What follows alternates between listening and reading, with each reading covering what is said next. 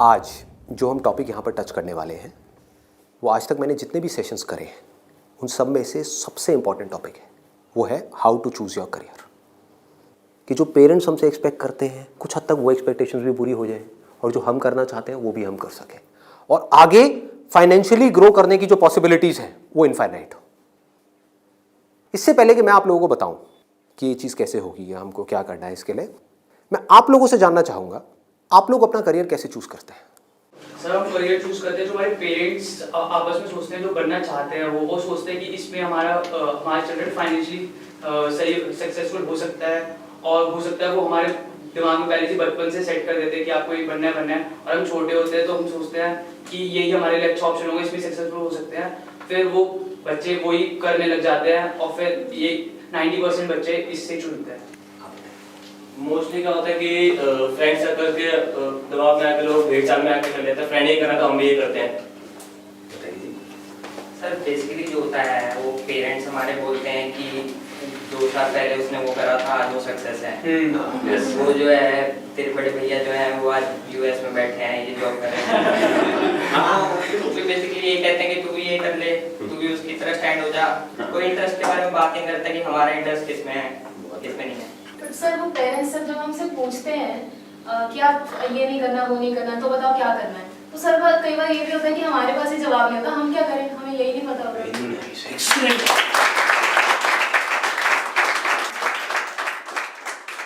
इसमें गलती पेरेंट्स की भी नहीं है।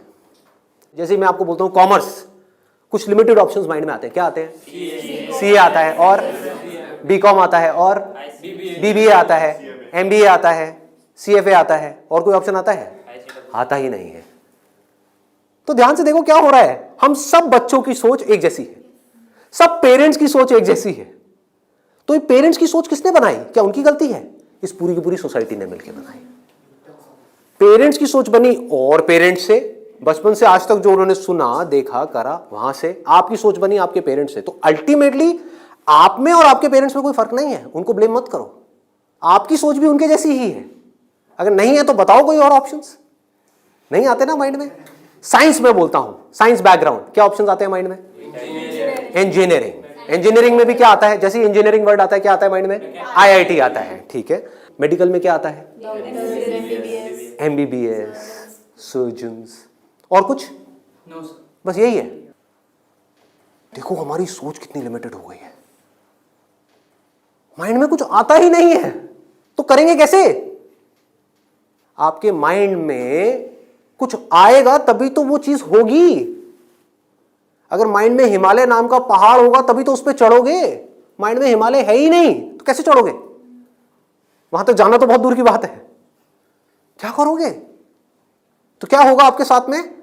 वही जो उन सब लोगों के साथ में हो रहा है जिनकी सोच ऐसी है। अपने आसपास में देख लो क्या हो रहा है उन लोगों के साथ में। अगर हम चाहते हैं हमारे साथ में कुछ अलग हो तो हमें क्या करना पड़ेगा? अपनी सोच को तोड़ना पड़ेगा। सबसे पहले समझेंगे कि एग्जैक्टली हो क्या रहा है, फिर ये देखेंगे कि हम क्या कर सकते हैं और क्या करना है।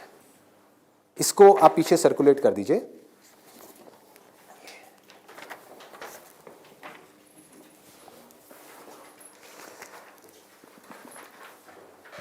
इसमें लिखा है how to choose a career. अच्छा, पढ़ाई में हमको आगे बढ़ने के लिए मान लो जैसे मैंने बोला साइंस बैकग्राउंड, तो माइंड में क्या आया? इंजीनियरिंग आया, इंजीनियरिंग से आईआईटी आया, आईआईटी से कोटा आया, या और ये जो तैयारी वाले इंस्टीट्यूट्स हैं वो आए, वहाँ पर जाओ, जा करके तैयारी करो, यही सब होता है। तो अब अगर आपको इस रास्ते पे सक्सेसफुल होना है कि मतलब आपको आईआईटी में पहुँचना है, आईआईएम्स में पहुँचना है, मेडिकल में टॉप कॉलेज में पहुँचना है, तो क्या चाहिए? हार्डवर्क से काम हो जाएगा। आराम से सोचो, आराम से सोचो। ये जो सोच है ना हमारी वो बड़ी खतरनाक बनी हुई है। उसी सोच पे क्वेश्चन मार्क लगाना है। हार्डवर्क सबसे ज्यादा कौन करता है? एक रिक्शे वाला, लेबरर सक्सेसफुल हो जाता है वो। ऐसे बच्चे देखे हैं जो बहुत हार्डवर्क करते हैं और तब भी नहीं हो पाता उनका, और ऐसे बच्चे हैं जो इतना हार्डवर्क नहीं करते हैं, अपनी लाइफ में एक बैलेंस बनाते हैं, मतलब घूमते फिरते भी हैं, मजे भी करते हैं, साथ साथ में पढ़ाई भी करते हैं और वो टॉप कर जाते हैं। तो इसका मतलब क्या है? हार्डवर्क पे क्वेश्चन मार्क लगाओ। हार्डवर्क इंपॉर्टेंट है, लेकिन हार्डवर्क भी अगर सही डायरेक्शन में ना किया जाए तो बकवास है। समझ रहे हो? सक्सेस यहां है, आप वहां भाग रहे हो पूरी जान लगा करके पागलों की तरह, कभी सक्सेसफुल हो सकते हो? हार्डवर्क तो कर रहे हो, क्यों नहीं हो सकते? डायरेक्शन ही गलत है। सबसे पहले क्या चाहिए? एक सही डायरेक्शन चाहिए, सबसे पहले, मोस्ट इंपॉर्टेंट। मतलब कि जिस डायरेक्शन में हम भाग रहे हैं, पहले हमको उसको समझना है कि हम सही डायरेक्शन में भी भाग रहे हैं या इसलिए भाग रहे हैं क्योंकि सब भाग रहे हैं। या ये कहो, हो सकता है ये जो सब भाग रहे हैं उसमें से कुछ लोगों के लिए वो डायरेक्शन सही हो, हमारे लिए गलत हो। समझ पा रहे हो? पता कैसे चलेगा कि कैसे पता लगेगा? एक्सीलेंट। देखो क्या है, सिर्फ 2 पैरामीटर्स हैं जिसके ऊपर हमको दिमाग लगाना है। एक है कंपटीशन, एक है कंसंट्रेशन पावर। जहां पर भी कंपटीशन ज्यादा है, मतलब क्या है कि वहां पर लाखों बच्चे ट्राई कर रहे हैं, होना कितनों का है? 1%, 2%, 3%। रियलिटी है। मैं कुछ भी हाइपोथेटिकल बात नहीं करूंगा। क्या ये जो लाखों बच्चे ट्राई करते हैं, कोई भी ये सोच करके ट्राई करता है, लाखों रुपए जा करके कोचिंग इंस्टीट्यूट में स्पेंड करता है कि मेरा नहीं होगा? देखो कितना मजेदार है। मतलब लाखों को यह लग रहा है कि हमारा हो जाएगा। तो अब सबसे पहला यहां पर जो क्वेश्चन पूछना है, जो ना अभी पेरेंट्स पूछ रहे हैं ना बच्चे खुद पूछ रहे हैं, वो अपने आप से पूछना है। वो ये कि मेरी कंसंट्रेशन पावर्स कैसी है। सिंपल है ना, इसमें कोई कॉम्प्लिकेटेड है? कि अगर आपको इन कॉम्पिटिटिव एग्जाम्स में कॉम्पीट करना है, दिन में 10-10 घंटे पढ़ना है, 15-15 घंटे पढ़ना है, उससे भी काम नहीं होने वाला, क्योंकि बहुत लोग पढ़ते हैं फिर भी नहीं कर पाते। तो इसका मतलब क्या है? आपको अपने आप से सच बोलना होगा। अब ये बड़ा टेढ़ा काम है, क्योंकि दुनिया में हमारी आदत क्या पड़ी हुई है? झूठ बोलने की। हाँ, किसी से भी जा करके पूछो, हाँ भाई तेरे में पोटेंशियल है, कर लेगा आईटी? हाँ मैं तो कर लूंगा, मैं तो कर लूंगा। फिर हुआ क्यों नहीं? हुआ क्यों नहीं? अरे वो लक साथ नहीं हो पाया, कोई वजह होगी, नहीं हो पाया। मतलब क्या था? डायरेक्शन ही गलत थी, स्टार्टिंग ही गलत हो गई। अब आप कैसे ये डिसाइड करोगे कि आपकी कंसंट्रेशन पावर स्ट्रांग है या नहीं है? माइंड की थोड़ा सा डेप्थ में जाते हैं। कैसे डिसाइड करोगे? जब भी आप किसी कॉम्पिटिटिव एग्जाम में कॉम्पीट कर रहे हो, तो आपको ये देखना होगा आपके कॉम्पिटिटर्स कौन है। फॉर एग्जाम्पल, आप एक रेस में भाग रहे हो, आपके साथ में कोई एथलीट है जिसने 10 साल प्रैक्टिस करी है रेस में भागने की। आप कभी नहीं भागे, धीरे धीरे जॉगिंग करी है, लेकिन रेस में कभी तेज नहीं भागे। जीत पाओगे उससे? करो हार्डवर्क। वो 10 साल से भाग रहा है और वो रुकने वाला नहीं है, उसके पास में पूरा का पूरा एक मोमेंटम है। वो अगले 2 साल तक भी ऐसे ही भागने वाला है जैसे वो 10 साल से भागता आया है। आप अभी भागना शुरू कर रहे हो, तो पहले अपनी कंसंट्रेशन पावर्स को कंपेयर करना है किसी और के साथ। That is going to be a realistic solution. एक है थियोरेटिकल सोल्यूशन। थियोरेटिकल क्या है? माँ बाप कह रहे हैं बच्चों को भागो, बच्चे भी अंदर से कह रहे हैं भागो। यही हो रहा है, करेंगे करेंगे करेंगे करेंगे करेंगे, चार्ज अप हुए पड़े हैं पागलों की तरह। इनको ये नहीं समझ पा रहा कि मेरे अंदर वो स्ट्रेंथ है भी या नहीं है। बहुत बारीक बात है, अगर इसको हमको समझ आए तो। एक बॉक्सिंग रिंग में आप हो, ठीक है, तो सामने देखो कि जो बॉक्सर है वो है कौन जिससे आप लड़ने के लिए जा रहे हो। इसी को तो कंपटीशन बोलते हैं। तो अगर उस कंपटीशन को आपको जीतना है, और जीतना ही है, हारना किसको है? किसको अपने माँ बाप के पैसे डुबोने हैं? किसको अपनी लाइफ खराब करनी है? जीतना ही है। तो जीतने का क्या तरीका है? पहले अपने कॉम्पिटिटर्स की स्ट्रेंथ को समझ जाओ। समझ लो कि आप कॉम्पीट कर किसके साथ में रहे हो। वो कैसे समझोगे? रियलिस्टिकली अपने आप से पूछो, अपने स्कूल के बैकग्राउंड के बेस पे या जो भी आज तक आपने किया है उसके बेस पे। कुछ बच्चे होते हैं जिनको एक चैप्टर है, मान लो एक बुक में, उसको पूरा याद करने में या समझने में 1 घंटा लगता है। आपको कितनी देर लगती है? 5 घंटे, 6 घंटे, 10 घंटे या आधा घंटा? ये पूछो अपने आप से। Then you will be able to जज your strength in comparison to your competitors. ये जो 13 लाख बच्चे हैं, इसमें से 10% बच्चे ऐसे हैं जिनकी कॉन्सेंट्रेशन पावर्स एक्स्ट्रा ऑर्डिनरी है।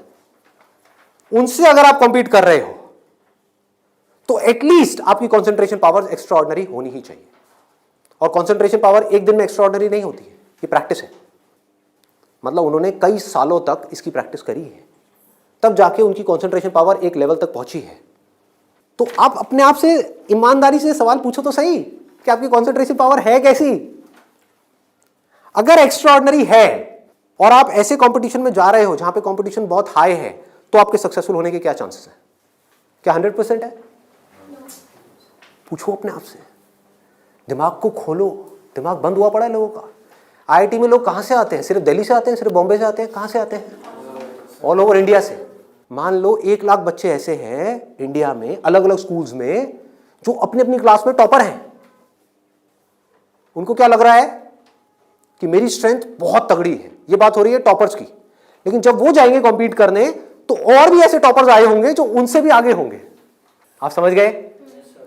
तो यहां पे आपने क्या किया? एक बहुत बड़ा काम कर दिया, अपने आप से सच बोल दिया और यही सच जा करके अपने घर वालों को बोल दिया। इससे क्या होगा? आप एक ऐसे कंपटीशन से बच सकते हो जहां पर आपके हारने के चांसेस बहुत ज्यादा है, क्योंकि एक्चुअल में कंपटीशन है किसके बीच में? देखो, उन लोगों के बीच में जिसमें पोटेंशियल है। एक रेस हो रही है ओलंपिक्स में, वो किसके लिए है? जिसने बहुत प्रैक्टिस करी है, जिसके अंदर पोटेंशियल है, स्टैमिना है, फोकस करने की पावर्स है, डिस्ट्रैक्शन से वो अपने माइंड को हटा सकता है, उसके लिए है ना। सबके लिए तो नहीं है। अगर सबको भगा दिया जाए उस रेस में तो क्या होगा? क्योंकि उसमें जीतने के बाद गोल्ड मेडल मिलता है, अखबार में फोटो आती है। अखबार में फोटो आती है ना, इन कोचिंग इंस्टीट्यूट्स की फोटो आती है, नाम लिखे होते हैं, ऑल इंडिया रैंक ये है, ये है, ये है। उसको देख करके क्या होता है माँ बाप की हालत? उनको उसकी फोटो नहीं दिख रही होती, अपने बच्चे की फोटो दिख रही होती है। यहाँ पे आने वाले इतने साल बाद मेरे बच्चे की फोटो होगी, मेरी बेटी की फोटो होगी, उसकी ये रैंक होगी। यहाँ से क्या हो रहा है? हम अननेसेसरी अपनी एक ख्याली दुनिया खड़ी कर रहे हैं। पेरेंट्स ने अपने दिमाग में एक ख्याल बना लिया। अब यहाँ तक प्रॉब्लम नहीं है, उन्होंने वो ही किया जो होना था। सबके साथ होता है, कौन नहीं चाहेगा? गड़बड़ कहाँ हुई? आप भी इस खेल को नहीं समझ पाए, आप समझ ही नहीं पाए हो क्या रहा है। ये जो कोचिंग इंडस्ट्री है आज की डेट में 1.5 लाख करोड़ की इंडस्ट्री है। ये पैसा कहाँ से आ रहा है? हम सबसे आ रहा है, हमारी जेब से आ रहा है। तो अगर इस खेल को हम समझ जाएं, हमारे पेरेंट्स नहीं भी समझ पा रहे क्योंकि वो तो सपने देखेंगे ही, और हम जाकर के बोले ये सपना आप अभी रोक दो, उस पर लगाम लगाओ, देखो पहले कि आपका बच्चा कहाँ स्टैंड करता है। गाड़ी आपके पास में 800 और कॉम्पीट करने की बात कर रहे हो फेरारी वालों से, बट इसका मतलब ये नहीं है 800 बुरी है। आप समझ गए मेरी बात? रेस में बुरी है, बट दिल्ली की सड़कों पे, पुरानी दिल्ली में फेरारी अच्छी है, 800 अच्छी है?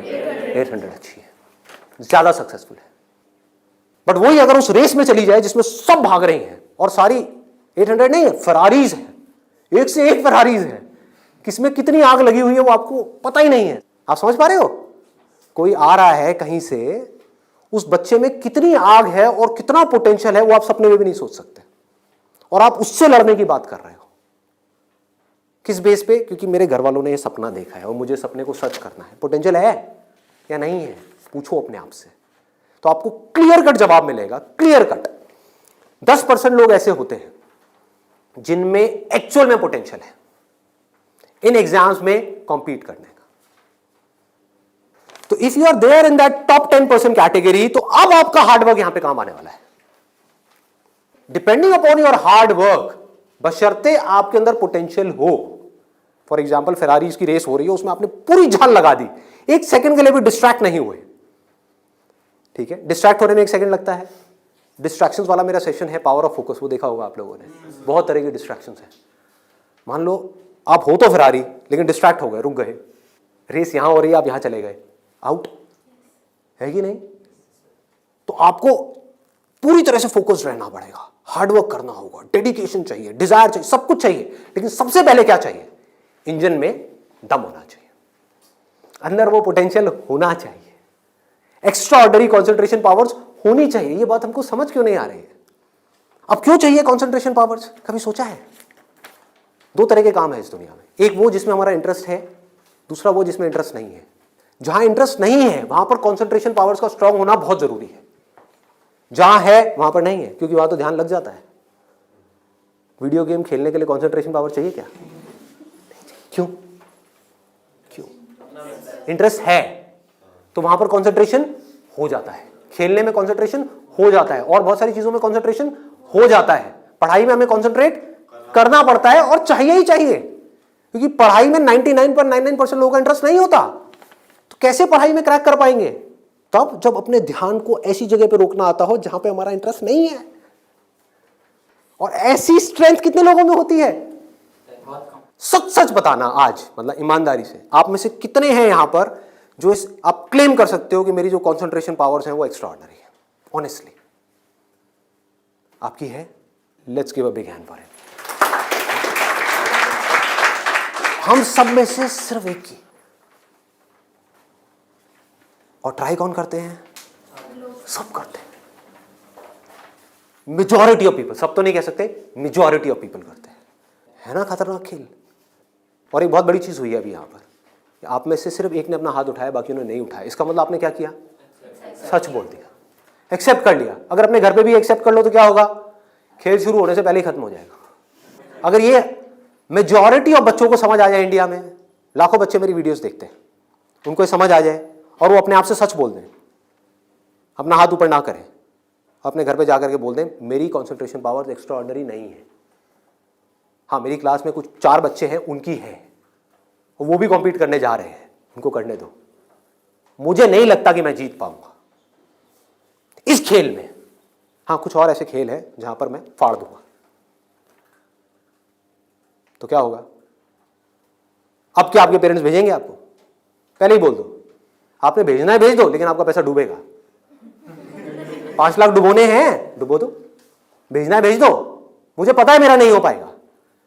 ये झूठ है, ये नेगेटिव थिंकिंग है, या ये रियलिस्टिक थिंकिंग है? समझो, realistic thinking, that is the biggest thing जो हमको समझना है। पॉजिटिव थिंकिंग का लोग मतलब क्या निकालते हैं कि मेरे पास में मारुति 800 है, और मैं ये एक्सेप्ट ही ना करूं कि मेरे पास में मारुति 800 है, मैं अपना एक ख्याल बना लूं कि मेरे पास में फेरारी है, और जाकर के कॉम्पीट करूं ऐसे लोगों के साथ में जिनके पास में एक्चुअल में फेरारी है। फर्क पता लग रहा है? और ऊपर से अपने आप को पॉजिटिवली अंदर से मोटिवेट करता रहा हूं। घर वाले भी मुझे रोज फोन करके, नहीं बेटा तू कर सकता है, कर सकता है, कर सकता। रियलिटी को देखो ही ना, अपनी स्ट्रेंथ को देखो ही ना, अपनी आंखें बंद कर लो, सच बोलो अपने आप से। जीत सकते हो तो लड़ो, नहीं जीत सकते तो कोई ऐसी जगह पे जाओ जहां पे आप जीत सकते हो, या बेटर स्टिल जहां पे कोई कंपटीशन ही ना हो। आगे बढ़ते हैं। दूसरा क्या है? ये तो हो गई पहली कैटेगरी, एक्स्ट्रा ऑर्डिनरी, जो यहां पर अभी कोई भी नहीं मिला, सिर्फ एक मिला है। दूसरा है ऑर्डिनरी। 90% लोग एक क्लास में, 90% स्टूडेंट्स इंडिया में वो इस सेगमेंट में आते हैं। अब मजे की बात क्या है, ये जो कोचिंग इंस्टीट्यूट्स हैं, इनकी दुकानें कैसे बच्चों से चल रही है? ऐसे बच्चों से। कुछ रोल मॉडल्स दिखा करके, देखो हमारे इंस्टीट्यूट से ये है, उन्होंने ये कर दिया, जनता को लेकर के आएंगे। जितनी ज्यादा भीड़ आ जाए उतना अच्छा। तो इस पूरी प्रॉब्लम को अगर सॉल्व करना है तो कौन करेगा? एक स्टूडेंट ही कर सकता है। आप चाहो तो स्टैंड ले सकते हो। स्टैंड मतलब क्या? सच बोल दो। ऑर्डिनरी लोग 90% ये कहां जा रहे हैं? हाईली कॉम्पिटिटिव फील्ड्स में जा रहे हैं। क्यों जा रहे हैं? क्योंकि सब जा रहे हैं, क्योंकि उन्हें लग रहा है कि मेरा हो जाएगा। मैं ये नहीं कह रहा कि अगर आप ऑर्डिनरी हो और एक हाई कॉम्पिटिशन वाली फील्ड में जा रहे हो तो आपका नहीं होगा। I am not saying that the possibility is 0%, I am saying possibility is 1%। Genuine है वो भी तब है अगर आप मेहनत करो तो। अगर वहां जाकर के मेहनत ही ना करो तब तो बिल्कुल नहीं होगा। अगर आप बहुत मेहनत करो तो 1%। क्योंकि मैं हिम्मत नहीं तोड़ूंगा ऐसे लोगों की। लाखों ऐसे स्टूडेंट्स हैं जो आज की डेट में ऐसा कर रहे हैं। बट ये वीडियो मैं सिर्फ अभी करंट सिचुएशन के लिए नहीं बना रहा, मैं आगे तक देख रहा हूँ। आने वाले 20 साल, 50 साल, 100 साल आगे तक देख करके चल रहा हूँ कि इंडिया की प्रॉब्लम्स का अगर हमको सोल्यूशन निकालना है, अनएम्प्लॉयमेंट का सोल्यूशन निकालना है, डिप्रेशन का सोल्यूशन निकालना है, तो वो सोल्यूशन क्या है? मेरी सोच वहां पर चल रही है। इसकी वजह से होगा क्या? अभी जो ऑलरेडी ऐसे ऑर्डिनरी स्टूडेंट्स हैं और वो ऐसी जगह पे चले गए हैं, तो उनकी हिम्मत टूट जाएगी इस वीडियो को देख करके। तो मैं उनको क्या कहूँगा? उम्मीद है, लगा दो जान। बस साथ में क्या कहूँगा उन पेरेंट्स को जो अब ऐसा गेम खेलने वाले हैं, उन स्टूडेंट्स को क्या कहूँगा? मोस्ट इंपॉर्टेंट जो मुझे देख रहे हैं, बड़ा सिंपल है कि अपने पेरेंट्स को जाकर के कहो मुझे नहीं लगता कि मेरे में पोटेंशियल है, मुझे नहीं लगता कि मैं कर पाऊंगा। हाँ, 1% चांस है। सच बोल दो। बोलो मैं ये नहीं कह सकता मैं कर ही नहीं सकता, 1% चांस, 99% चांस है मैं नहीं कर पाऊंगा। मैं जानता हूं अपने आप को, आप नहीं जानते, मैं जानता हूं। मुझे पता है अंदर से कि मैं क्या हूं, मुझे पता है अंदर से कि मेरे अंदर कितनी आग है, कितना पोटेंशियल है। मैं अपने दोस्तों के साथ में बैठ के पढ़ा हूं, मुझे पता है अंदर से कि मैं क्या हूं। तो आप क्या कहोगे? सच बोलोगे अपने घर वालों को जाके कि देखो अगर आप मुझे 2 साल तक की कोचिंग कराओगे, उसमें मान लो ₹1,00,000 साल की फीस हो गई, प्लस रहना खाना पीना what ever it is, total मान लो 2 साल में कितना खर्चा आया? 4-5 लाख रुपए। 5 लाख मान लेते हैं। तो आप बोलोगे अपने घर वालों को जाकर के, अगर अभी भी ये सब सुनने के बाद भी आप कहते हो कोई बात नहीं बेटा 1% चांस है तू कर ले, तो मैं आपको एक बेटर ऑप्शन देता हूँ प्रैक्टिकल रियलिटी के बेस पे। यहां पे अगर आपके पेरेंट्स आपके ऊपर दाव लगाते हैं, जीतने के चांसेस क्या है पेरेंट्स के? 1:100। इससे बेटर ऑप्शन क्या है? गोवा जाओ। Seriously, I am serious about it, मजाक नहीं कर रहा। गोवा जाओ, वहां पे कैसीनोज हैं। वहां पे अगर आप 5 लाख रुपए लगाते हो, एक रूले करके गेम है, पता है आप लोगों को? सारे जुआरी हैं क्या यहाँ पे? रूले गेम है जिसमें एक बॉल घुमाते हैं, 36 नंबर होते हैं और एक 0 होता है। वहां पे अगर आप 1 नंबर पे पैसा लगाते हो और वो नंबर आ जाता है तो 1 रुपए आपका बन जाता है 36 रुपए। जीतने की प्रोबेबिलिटी क्या है? 1:37। यहां पर क्या है? 1:100। वहां पर क्या है? 1:37, मतलब इससे डबल से भी ज्यादा है। तो अपने पेरेंट्स को सजेशन दो कि जुआ खेलना ही है तो ये बेटर ऑप्शन है, खेलते हैं ना। मेरी जिंदगी क्यों दांव पे लगा रहे हो? मुझे तो बचने दो। अरे खेलना है तो मिलके खेलते हैं। जाओ अपने पेरेंट्स के साथ में, उनको गोवा लेकर के जाओ, अपनी पार्टी करना, और एक दिन जाना ले आकर के 5 लाख रुपए एक टेबल पे रख देना। अगर वो नंबर आ गया तो कोई भी नंबर चूज कर लो। आपके पेरेंट्स चाहते हैं आप नंबर 1 पे आओ, ऑल ओवर इंडिया में आपकी नंबर 1 रैंक आए, तो 1 नंबर पे पैसा लगाओ जुए में। वहां भी 1 नंबर पे पैसा लगा रहे हैं, यहां भी 1 नंबर पे पैसा लगाओ। अगर वो 1 नंबर आ गया तो कितना मिलेगा? 5 लाख का 1,80,00,000। 1,80,00,000 उसको उठा करके बैंक में एफडी कराओ। कितना इंटरेस्ट आएगा? 12%। तो अब टाइम गया। आप मान लो टैक्स वैक्स काट के 7-8% भी आ गया आपके हाथ में, महीने का 1,00,000 रुपए, साल का 12 लाख रुपए। सोचो क्या ये प्रैक्टिकल है या नहीं है? जो बात मैंने बोली है थियोरेटिकल है, प्रैक्टिकल है। वहां भी जुआ है, यहां भी जुआ है। आप भी बोल रहे हो हाँ शायद मेरा हो जाएगा, पेरेंट्स भी कह रहे हैं हाँ शायद इसका हो जाएगा। प्रोबेबिलिटी हमारे सामने है, आपके होने की जो प्रोबेबिलिटी है वो हमारे सामने है।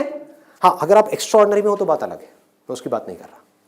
वहां पर आ गई 10% से 100%, तो वहां पर जुए का कोई कंपैरिजन नहीं है, ठीक है ना।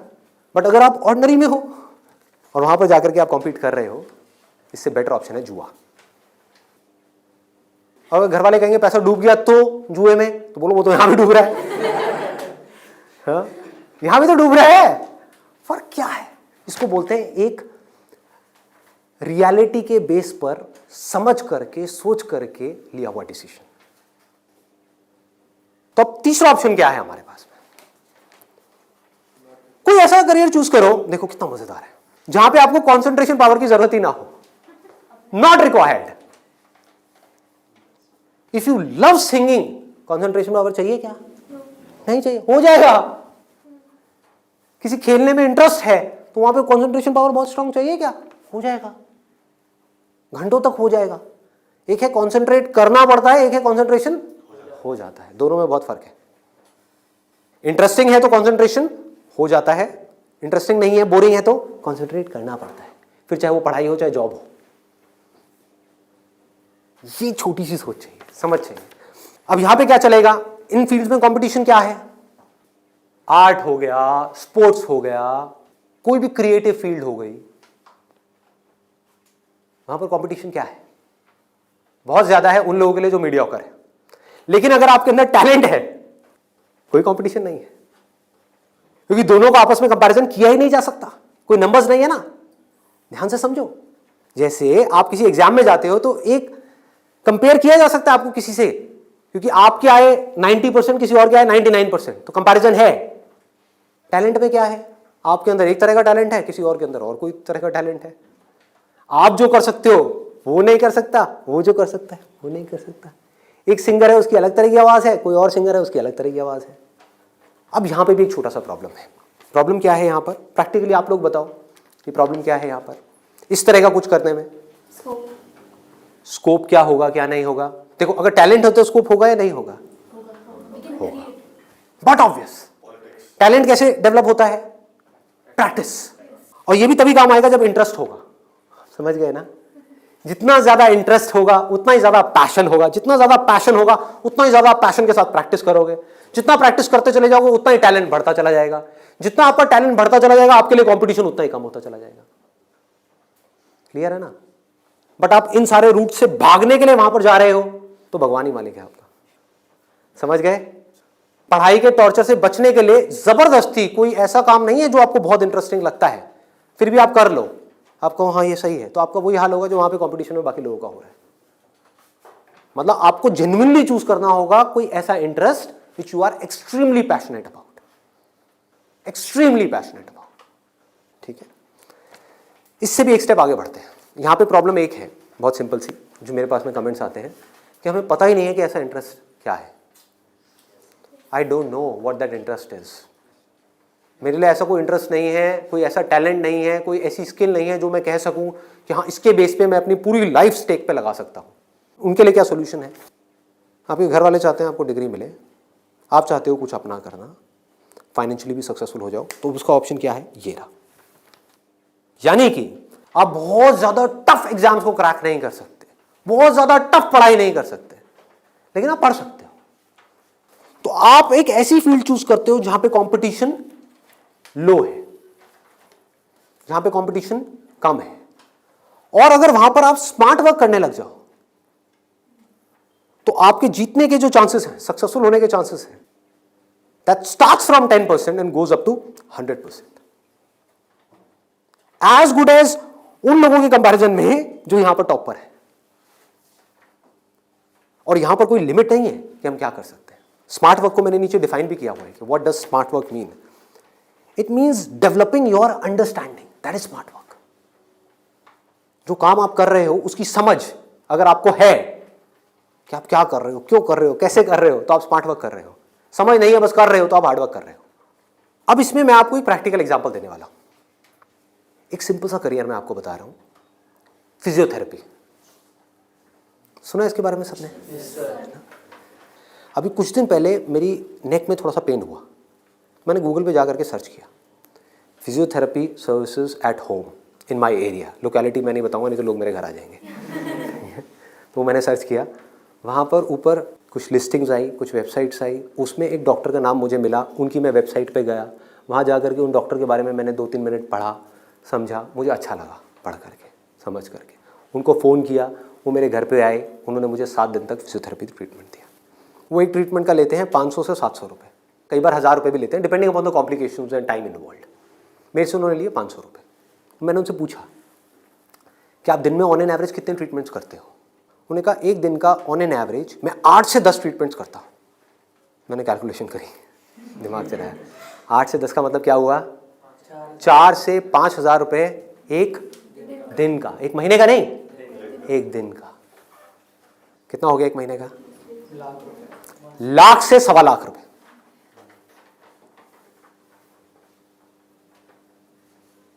अभी उनको 4 साल हुए अपनी फिजियोथेरेपी करे हुए, ये नहीं है कि 40 साल हो गए, 4 साल। समझ रहे हो क्या किया उन्होंने, कैसे किया उन्होंने? वो सब आ जाता है स्मार्ट वर्क के अंदर। उन्होंने हार्ड वर्क नहीं किया, स्मार्ट वर्क किया।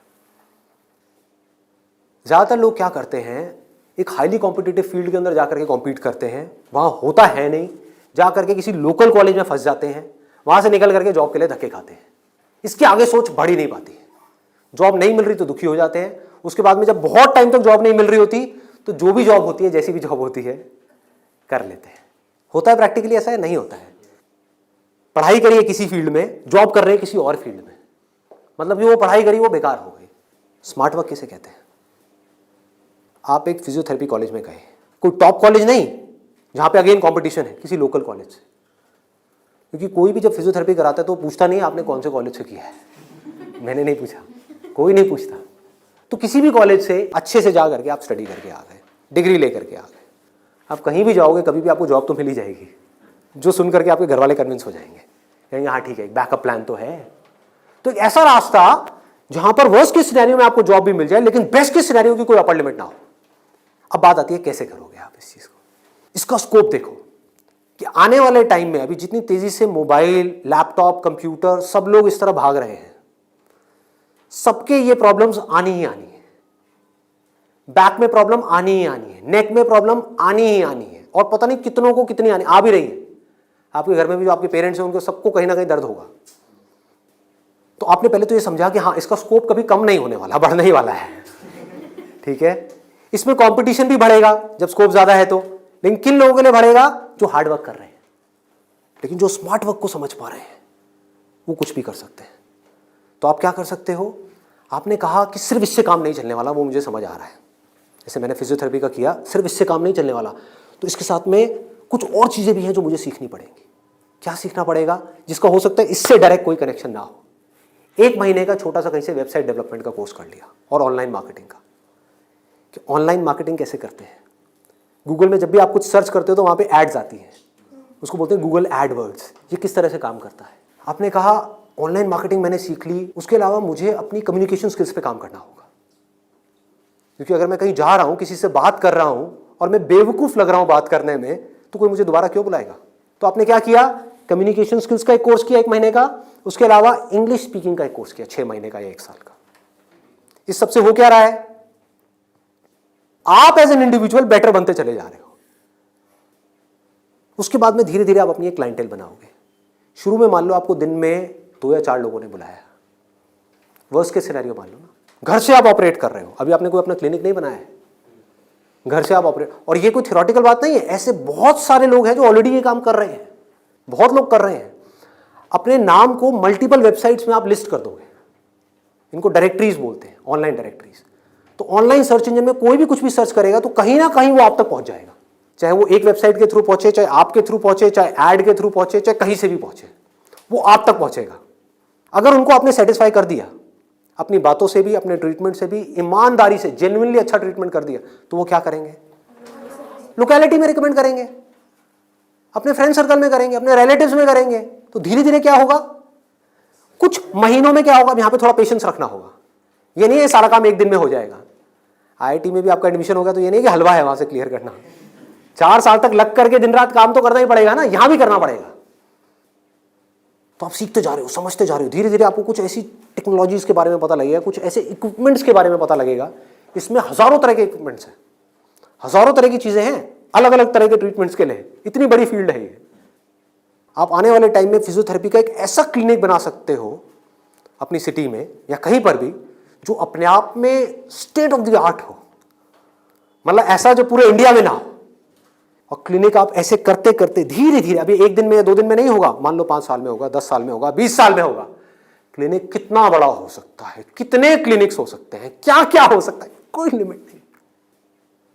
अगर कुछ लोग जो मेरी इन बातों को समझ पाए, जो बातें मैं कर रहा हूं, और कुछ ऐसी डायरेक्शन में जा पाए सेंसिबल तरीके से, smartly, not by doing a lot of hard work but by doing smart work, तेजी से आगे बढ़ पाए, तो आने वाले टाइम में यही वो लोग होंगे जो आने वाले टाइम में लोगों के लिए जॉब अपॉर्चुनिटीज क्रिएट करेंगे।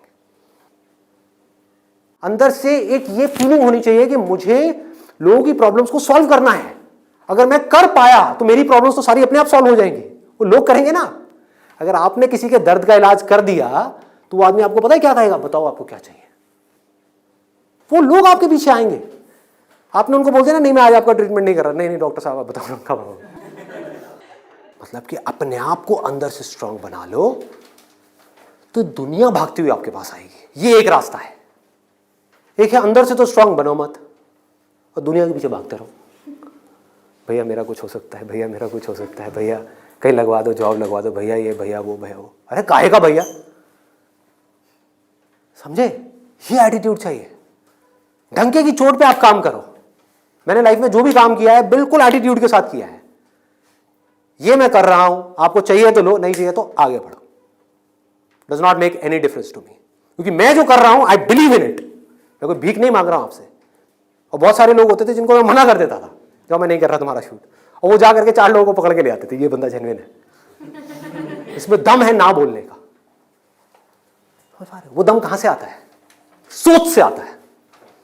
सोच को खोलो, बंद करके इसमें मत रहो, फाड़ दो। और फिर भी रहना है तो आपकी चॉइस है।